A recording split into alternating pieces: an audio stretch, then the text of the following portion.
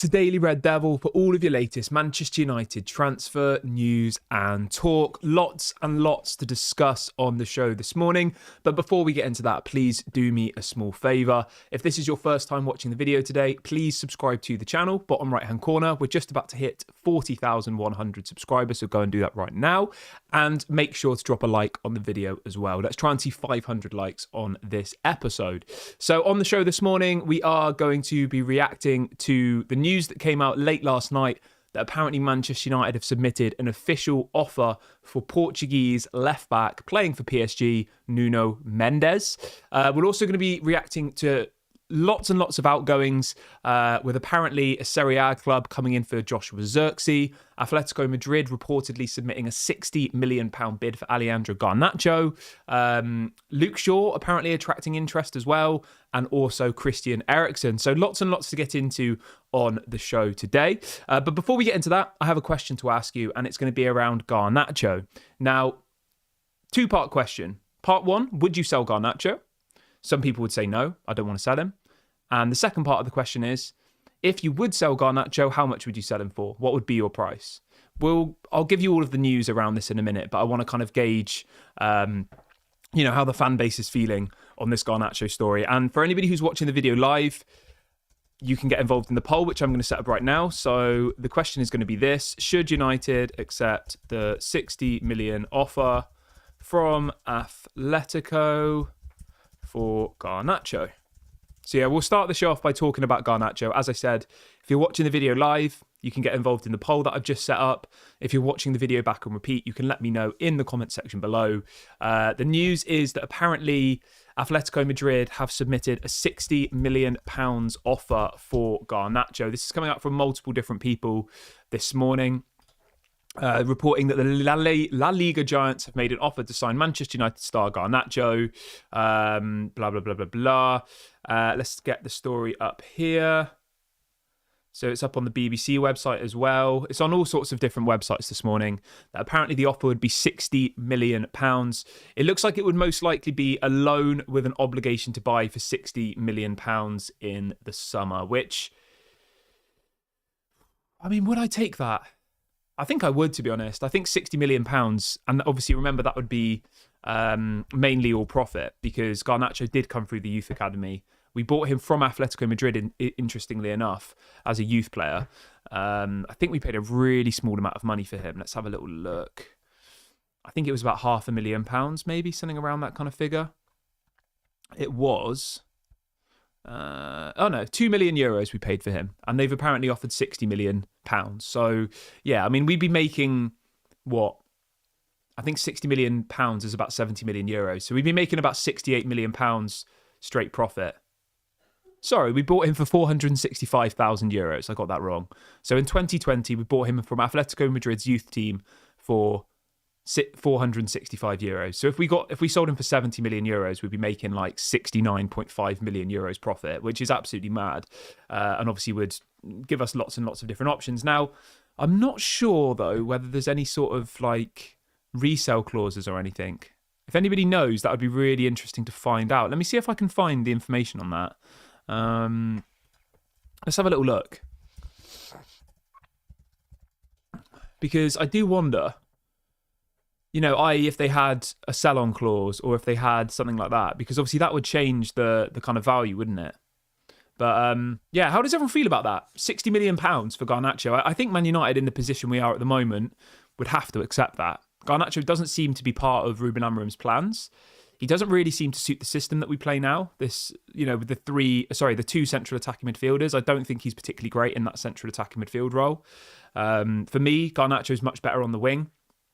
Same with Marcus Rashford. I think both of those two players are both, more wingers than they are central attacking midfielders. So in some ways, it doesn't really suit his attributes. Yeah, I think if we could get 60 million, I would probably take it, to be honest. Let's see what people are saying in the chat this morning. So far, 80% of people watching the video today are saying they would accept £60 million for Garnacho. And 20% of people say no. Somebody in the chat says, if we were then to reinvest that money in Nico Williams, then I say let's do it. Somebody says he's 20 years of age. He won the Puskas Award Premier League and international player. He's worth more than that probably, but on the other hand, it is pure profit. Yeah, that's a fair point. Lots of people in the chat are saying that they think it's a fair price, £60 million. A couple of people are saying, that they think we could maybe get a little bit more, but I think 60 million is fair. If it was 20, I'd say you're having a laugh. If it was 30, I'd say you're having a laugh. 40, 50, I would probably say you're having a laugh. But I think 60 is probably a fair price, realistically. It's a little bit over what his actual market value is, probably. So, yeah, I probably would take it. And as many people have said in the chat, that would be pure profit, which would allow us to do so much. If we were to, say, sell Rashford for £20 million and Garnacho for 60, that'd be £80 million pure profit, which honestly, that would pretty much fund our whole transfer window. So yeah, I think it's something that Man United will have to look into. He clearly isn't part of Ruben Amorim's plans. The same with Marcus Rashford. If you look at the minutes that he's played under Ruben Amorim so far since Ruben Amorim's joined, it's not looking particularly great for him, is it? If you look in the last kind of few games. So Ruben Amorim joined. Let's have a look. He joined. So since the Ipswich game, right? Garnacho played 25 minutes against Everton. He played 59 minutes against Arsenal, which we lost 2-0. 59 minutes against Nottingham Forest, which we lost 3-2. He wasn't even in the squad for the Man City game. He played 35 minutes against Bournemouth and 11 minutes against Wolves. So in the last 4 games, he's only played about around 100 minutes out of a potential 350-ish, roughly. So he's played about a quarter of the minutes available, which is not really that much, is it, when you think of it like that? And if you look at it before that, so when Erik ten Hag was here, so Erik ten Hag's final games, he played 90 minutes against West Ham, 90 against Brentford, 90 against Aston Villa, 90 against Tottenham, 90 against Crystal Palace. So the point I'm making here is, under Erik ten Hag, in his final 5 games, Garnacho played every single minute of every single game. He wasn't subbed, he wasn't benched. Whereas since Ruben Amorim's been here, 11 minutes against Wolves, 35 against Bournemouth, 25 against Everton in the game we won 4-0. So yeah, he hasn't really had much game time, to be completely honest. And you can't really keep somebody on the bench who's worth £60 million. Like, if you can sell him and get that 60 million, I think you have to do it. So I personally would do this deal. But let me know your thoughts on that in the comment section below. What else are people saying in the chat today then? Let's have a little look. Somebody says we should sell him, but add a sell-on clause. Yeah, maybe. Somebody says sentiment has to be removed from the fan base. This team is broken. It's simply not good enough. Yep, I would agree with that. Right, let's move on from that, though, and let's jump on over to Nuno Mendes then, shall we? So this story broke last night from, the guy's name is Fabrice Hawkins. He is a Paris-based journalist. I think he reports for, I think it's RMC. Let me just double check. Yes, RMC, which is like one of the bigger French outlets, 2.6 million followers. And he is reporting that apparently the negotiations for the extension of Nuno Mendes are at a standstill. So for anybody who's unaware what's going on here, Nuno Mendes obviously plays for PSG. He's got 2 years, well, not even, he's got about a year left on his contract. His contract expires in 2026, right? PSG want him to stay, but Nuno Mendes doesn't want to stay. He wants to leave, okay? So he goes on to say that Manchester United have now made an official offer for Nuno Mendes, and the pressure of the English does not leave the 22-year-old fullback indifferent. Other clubs will position themselves. It says the leaders of Paris Saint-Germain still hope to extend his contract, which ends in 2026, and do not want to hear about a departure this winter. We're still trying to find out how much exactly this bid was. Some people are suggesting that it's around £35 million, which sounds pretty good to me. The only thing I will say about Nuno Mendes, right? The age profile, 22, perfect. Obviously, the position, perfect. He plays as a left wing back or as a left winger, whatever you want to call it. So he would fit the system absolutely perfectly, right? But the only issue or slight issue I have with Nuno Mendes, and to be honest, it is a big issue. It's not a slight issue. Last season, he missed 58 games through injury. He had a hamstring injury, which kept him out for 287 days. 44 matches he missed. That same season, he also had 2 muscular injuries, which I think is a big cause for concern. You know, you're signing a player who in one season missed 58 games. That was in the 2022 to 2023 season. Now, this season, as far as I'm aware, he hasn't had any injuries. Obviously, this was... we're in 24-25 now, aren't we? Yeah. So it was... I'm just making sure I'm getting my facts right here. So 23-24 would have been last season. 24-25 is this season. Yeah, so I might have got that wrong. So it wasn't last season, it was the season before. So it's a little bit strange to miss 58 games for injury, and then the following season to miss none, and then this season to miss none. So I've heard some people saying that they think he's injury prone, but it's hard to say because he did go a whole season last year without getting injured, and he hasn't been injured once yet this season. So I don't know. Maybe he just had, as it said, a specific hamstring injury which kept him out. Because he has played a lot of PSG's games this season. He's played 9 times in the French league. He's played 6 times in the Champions League. So, he is contributing heavily to PSG at the moment. Obviously, they bought him from Sporting Lisbon. Nuno Mendes obviously worked under Ruben Amorim at Sporting Lisbon. So they have a good relationship already. PSG paid 38 million euros for him, which I think is about 30 million pounds possibly. Let me just double check that. Yeah, it's about 30 million pounds. Man United have apparently offered around 35 million pounds. So they're offering more than what PSG paid for him. PSG effectively are in this situation where they have to make a decision now, because if they keep letting him run down his contract, then they obviously run the risk of him leaving for free. Would I like to see Nuno Mendes at Manchester United? I think so. I think he would be good. I think he'd be a great signing for Manchester United. The only thing that I want to say, right, and as I don't want people to take this the wrong way, but is this not just doing what Erik ten Hag did? Think about it. Think about what I'm saying here, right? Erik ten Hag came to Manchester United and effectively he just assembled an Ajax past and present, didn't he? Martinez, Antony, Onana, Eriksen. There's more probably that I've forgotten. Malacia, obviously he knew from the Eredivisie. Who else did we sign? De Ligt. I think there was at one point where 6 or 7 out of our starting 11 players were ex-Ajax players under Erik ten Hag, right? And there was always these question marks going around that are we actually signing the best players available, or are we just signing players that Erik ten Hag knows from Ajax? Now, obviously I have no problem with signing a couple of players that Ruben Amorim's worked with in the past. I get it, right? It makes sense. But are we not just going down the same path, It didn't work under Erik ten Hag, did it? Clearly. Trying to assemble this Ajax past and present didn't work. And are effectively us trying to do that same thing now with Ruben Amorim? I don't know. I personally would like us to look at some alternatives as well. I mean, obviously Alvaro Fernandez, a player who used to play for Manchester United, currently playing for Benfica. We have a buyback clause for I think only about £15 million. And, there's people like Milos Kerkez at Bournemouth. There are lots and lots of different options. So, yeah. Al says, I think the Sporting Lisbon players are better than the Ajax players. But, I mean, think about it at the time, right? When we signed Antony, everyone was excited. When we signed Onana, most people were excited. When we signed Martinez, everyone was excited. When we signed... Do you know what I mean? So it's easy for us to sit here now and say, oh, well, the Sporting Lisbon players are better. But Ajax were doing the same thing as what Sporting Lisbon were doing. Realistically, they were winning the Dutch league.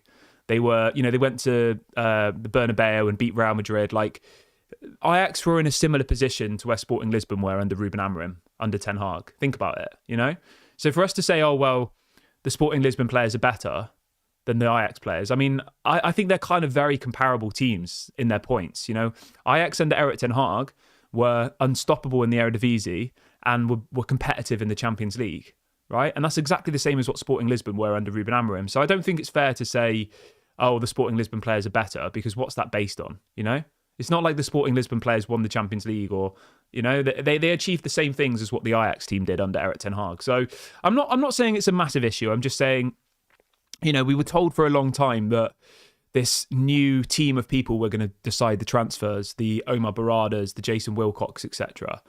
But at the moment, all of the players that we're heavily linked to are just players that Ruben Amorim's worked with in the past. I'm not saying it's a problem. I'm just saying it's something that we need to consider. And, maybe Nuno Mendes is the right player. Maybe he is the person we should go for. But I think all I'm saying is that we should explore all of our options. Because if Ruben Amorim doesn't work, and I'm just to be very, very clear, Ruben Amorim has my full backing, 100%. I'm never going to throw a manager under the bus. I didn't do it to Erik ten Hag, and I'm not going to do it to Ruben Amorim, because I know the problem at Manchester United is these players and the poor management from the Glazers, Ed Woodward, John Murtough, etc. over the last decade. That's the problem, not the manager, right? But I'm just kind of reacting to what Ineos have told us, that no longer will it be the manager deciding the transfers and that there's a bigger plan at play. Because effectively what you want, right, is you want to do what, say, like a Wolves do or a Brighton do, where they assemble a team of players that can all play a certain system. So then even if the manager gets sacked, it doesn't really matter. You just bring in another manager who can play that same system. And obviously over the last decade, our system has been like a 4-3-3. So we'd always effectively buy players who suit a 4-3-3 formation. You know, we'd have 2 CDMs, a left back, a right back, 2 central defenders. But obviously now, because we've got this back three, a lot of the players that we've signed don't suit that system anymore. And interestingly enough, obviously Ruben Amorim was asked about this in his press conference after the Wolves game. The interviewer said, you know, why is it that Wolves manager after 2 games has got them winning and playing exciting football, but you've been here for 8 games and, you know, your team can't do it? And Ruben Amorim said, well, Wolves have played this same formation for years. They've literally done it they did it under Gary O'Neill, they did it under Nuno Espirito Santo. They've been playing that 3-4-2-1 Wolves for like 2 or 3 years. And they've bought players to suit that system, right? And that's why the Wolves team have kind of started winning games immediately, because effectively a new manager's come in who plays exactly the same style of football, exactly the same formation, so all of the players are used to it. Whereas at the moment, we've got a squad of players who could barely play 4-3-3. You know, we weren't successful as a 4-3-3 team, were we? We won the League Cup, we won the FA Cup, we won the Europa League like 6-7 years ago. But other than that, we've not really achieved much, have we, playing 4-3-3? So you've effectively got a team of players who are best suited to a 4-3-3. They failed playing the 4-3-3. And now you've got a new manager coming in who said, you know what, I don't want to play that formation. My team's different. I need a left wing back, a right wing back. I need 2 central attacking midfielders. I need all of these things that we don't have.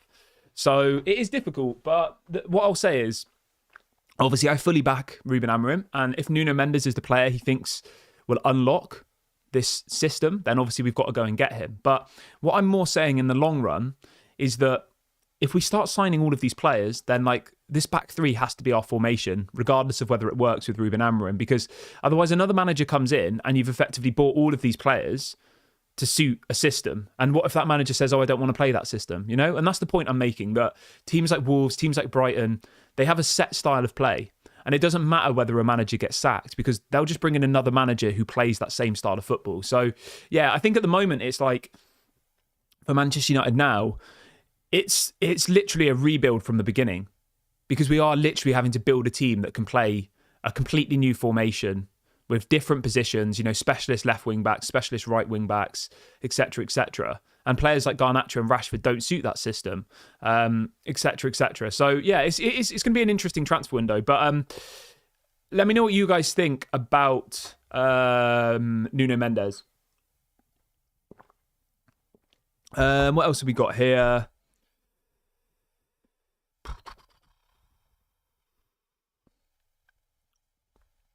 Right, let's move on to Joshua Zirkzee. Actually, let's start with Luke Shaw. So this is coming up from reports in Italy. Take this with a pinch of salt. The news this morning is that apparently Napoli are interested in signing Luke Shaw in January. Manchester United are open to offers. I mean, if we were able to sell Luke Shaw to Napoli, I would tell you that unicorns are real. I mean, it's not going to happen, is it? I think the likelihood of Luke Shaw moving to Napoli is probably 0.5%. Why would anybody want to sign Luke Shaw? He's on about 200 grand a week. He's injured literally all the time. He came back for what, like 2 games, and now he's injured again? When did he even get injured? I can't even remember. When was the last time he played football? So far this season, he's missed 36 games. Last season he missed 50 games. The season before that 18, 23. Like, I think he's honestly got one of the worst injury records in football, honestly. Let's have a look at how many games he's played this season. Where is he? Luke Shaw. This season, right? I mean, this is just going to blow your mind. Luke Shaw has played 98 professional minutes for Manchester United this season. He's played 30 minutes in the Europa League and he's played 30 minutes in the Premier League twice across the season. And we've played, 18 games in the Premier League, maybe 6 or 7 in the Europa, the FA League Cup. I mean, it's mental, isn't it? Absolutely mental to have only played 90 minutes this season and now he's injured again. Not in the squad. I don't know when he's going to be back. Yeah, I mean, if we could sell Luke Shaw, I'd be a very, very happy man. But I think the likelihood of this happening is quite small. It is coming out from quite a reliable source, though, saying that apparently Napoli are interested in him. Obviously, there's murmurs that apparently Manchester United are interested in Victor Osimhen. Is there some sort of swap deal that could happen? Maybe. But yeah, we'll keep an eye on that one. The next bit of information I've got for you today is around Dani Olmo. So for anybody who's unaware, Barcelona have been told they are not going to be able to register Dani Olmo because they're in such a mess financially. So it looks like Dani Olmo is going to have to leave Barcelona in January.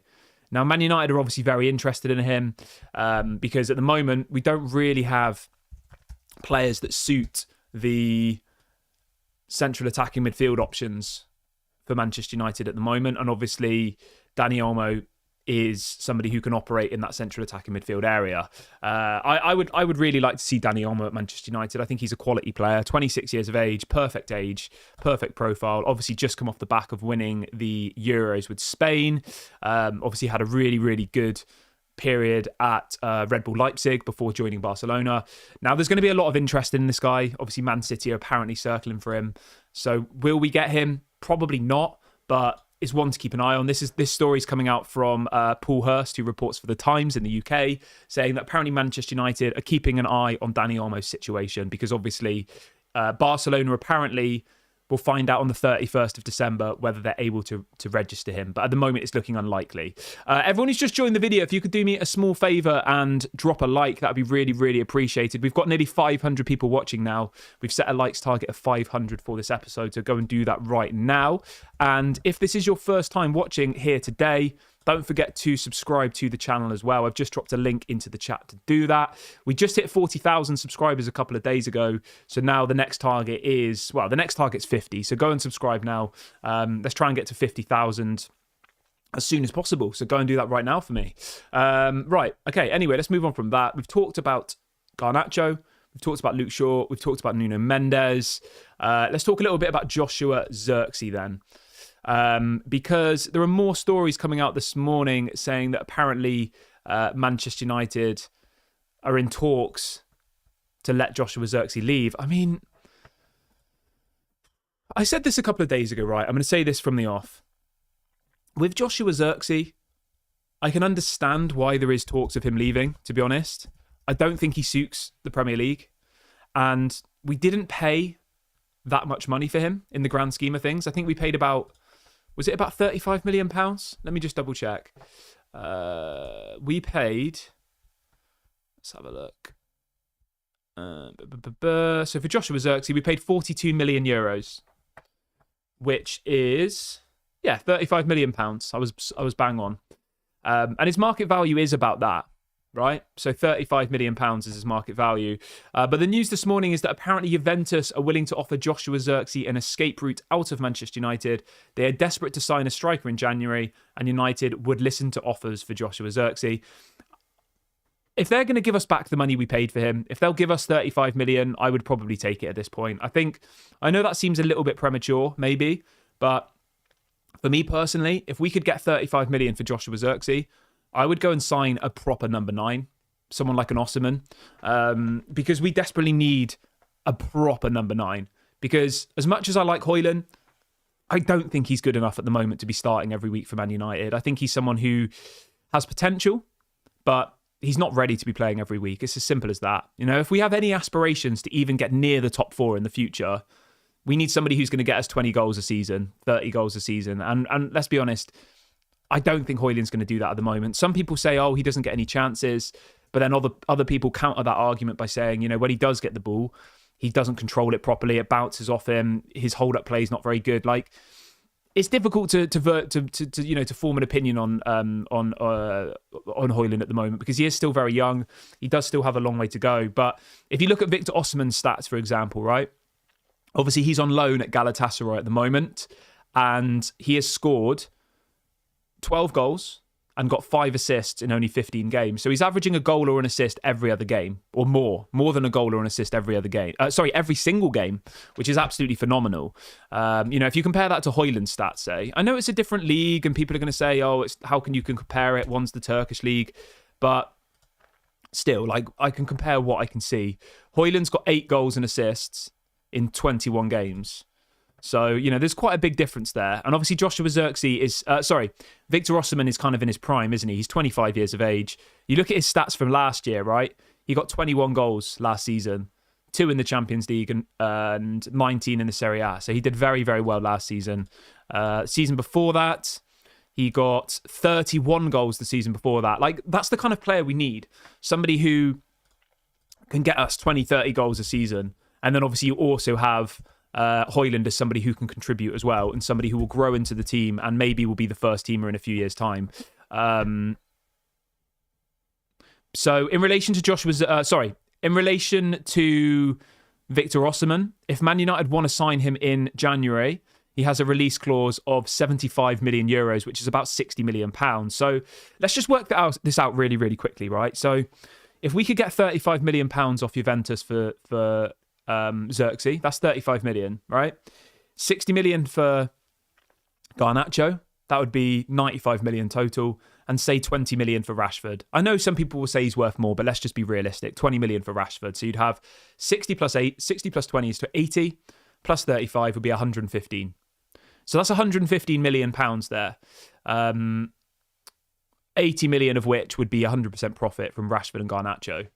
So you can see where the money could come from. That's 115 million pounds for those 3 players. And obviously, if you were able to move on people like Eriksen and Luke Shaw, who we'll talk about in a minute, that would only increase our budget. Now, I would probably do this. If this was an option, sell Joshua Zirkzee to Juventus, cut your losses with it, and bring in someone like Osimhen. I think it would literally take us up a level.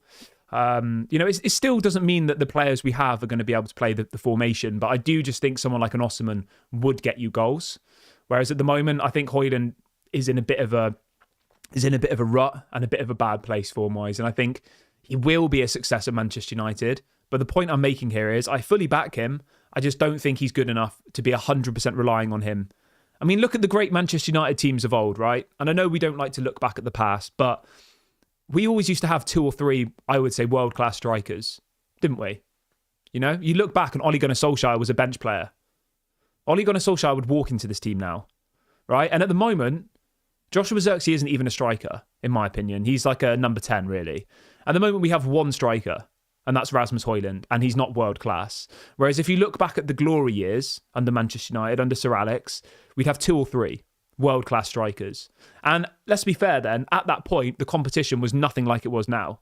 Teams like Bournemouth, teams like Wolves, like none of these teams were at the level they are now. So the competition was easier back then, and we still would have 2 or 3 world-class strikers at any given time. Whereas now we don't even have 1. So, yeah, it's just a case of building the team and strengthening, really, isn't it? But yeah, let me know what you think. Let's do a poll, actually. Let's do a poll on Victor Osimhen. Let's do this. So we'll do this one. Should United sign Osimhen for 60 million?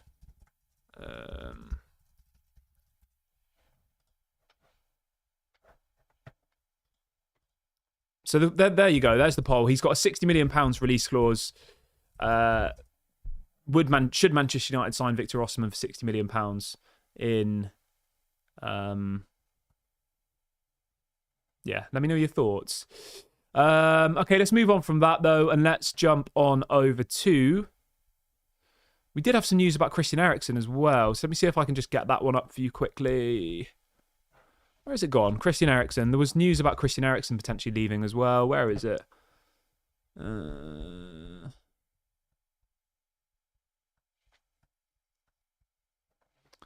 Let's have a look. Obviously, Christian Eriksen's contract expires in the summer, doesn't he? So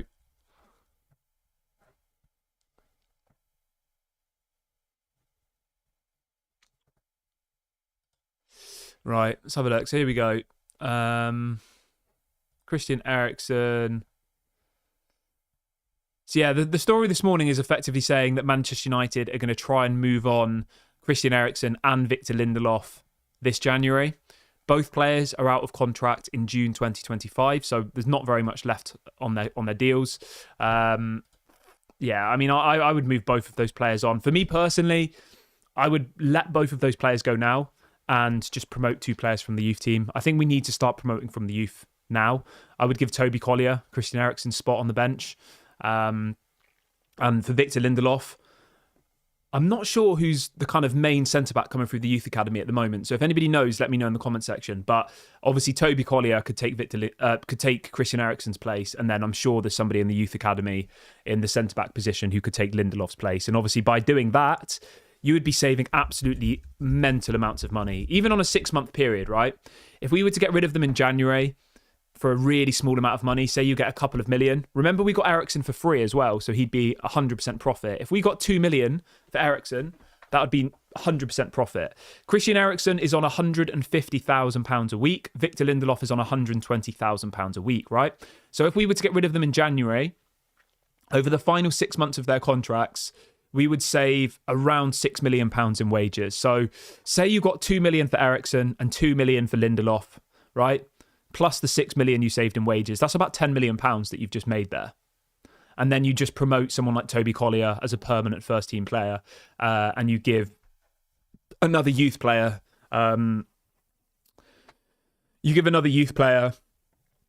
Lindelof's position on the bench. I mean, Lindelof's injured all the time anyway, so it's not really a loss, is it? Obviously, you've got Dan Gore as well, who can play in the midfield, so you could bring him through as another midfield option. So yeah, I would definitely look to move both of these players on. I see no point in keeping them. They're not contributing. They're mainly just injured. So yeah. What else have we got in the chat this morning? People are talking about Gyökeres. Yeah, I mean, Gyökeres would be an interesting option. I do like Gyökeres a lot. I think there's going to be a lot more competition for Gyökeres than there will be for Victor Osimhen at the moment, to be honest. But maybe I'm wrong. That's the player. Goodwill Kokoni, yeah. That's the guy that I was thinking of. But I think that's kind of everything for today's show. Obviously, there's been a lot of topics to get through, so thank you for joining me this Saturday morning. Please do make sure to drop a like before you leave. We're going to try and hit 500 on this video. And don't forget to subscribe to the channel as well. I'll be back tomorrow morning as usual. Have a great day, everybody. Speak to you all later. Bye for now.